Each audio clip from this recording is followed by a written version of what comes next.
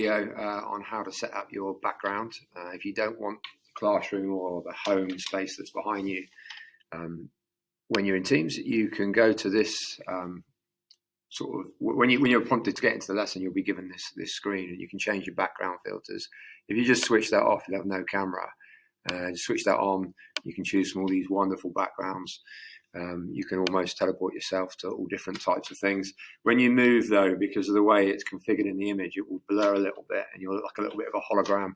But this just gives you a nice way to make the lesson a little bit more interactive for the kids, a little bit more fun, and also it hides your home environment, which is quite good.